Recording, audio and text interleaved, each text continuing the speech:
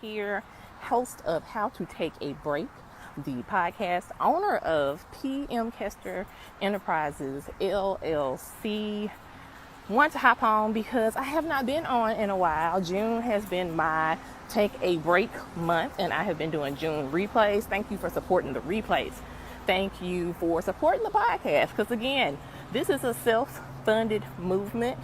I do have merch and other things that assist, and so I'm always grateful when people amplify my voice so that I can continue amplifying other voices and supporting other women-owned businesses and Black women podcasters. So I am so appreciative.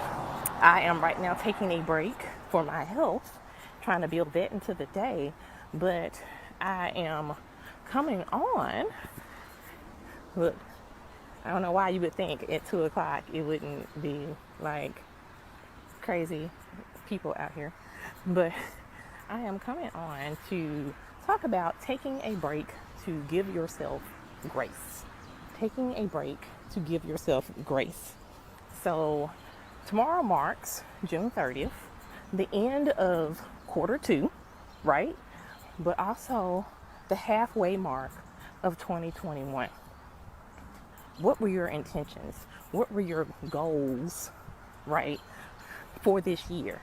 My intention for this year was growth. I wanted growth for my finances, right?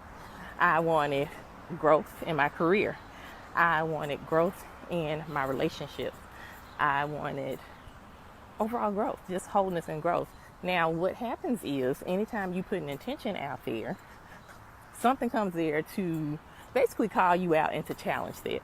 So if you say, this is going to be my peaceful year, everything is going to flip and turn upside down, right? For that. For me this year, it has been a challenge, but quarter 2 was a challenge. June 1 was a challenge. June 1 found everything that could be thrown at me being thrown at me. My quarter 2 goals, some of the goals was to finish writing for a project that I'm working on, lose 5 pounds, and then I had some career goals and podcasting goals. I was supposed to apply for some grants. I had like a number for that, but I had all these goals and I thought I was on track to do it. I had set up this plan for my June replays, and I thought I was going to have the time. I had the help from my ex-husband with my kids, so it's like I had a month break, and then June 1 hit and everything came crashing down. June 1 found me now having to look for another home because of COVID. My landlord lost her job and now needs me to move out so she can sell her house. I had some family stuff come up. I had some health stuff come up, and it got to a point where I was stressed, but I was still trying to keep pushing. And no, it's like I had a hard lesson on, you need to take a break. I'm telling you to sit down. And how are you, the person who preaches taking a break, not taking a break? But then the flip of that lesson was, how are you also not giving yourself grace? A lot of times we set these goals and we know that things happen, but then we beat ourselves up when we don't meet these goals. My 5-pound goal, I was at 4 pounds when all of this happened. I was down 4 pounds. I had 1 more pound to go. Stress, gained the weight back. But I had to put it in perspective. Whereas in the past, I didn't know.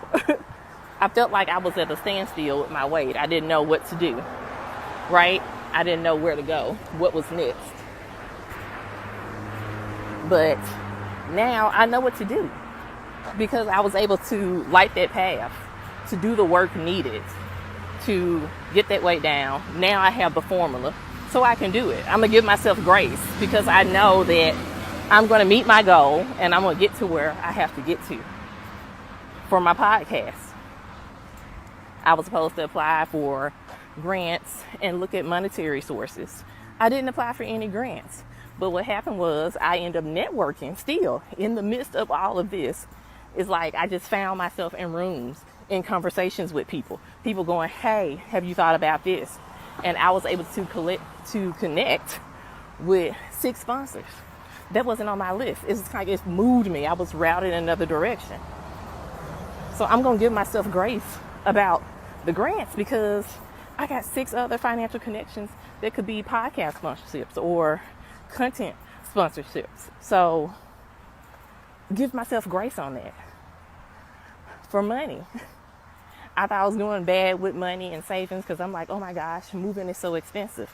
I'm now moving someplace that's going to end up saving me $400 a month on rent. That's money I can use to put into other places now. That's what I was looking for.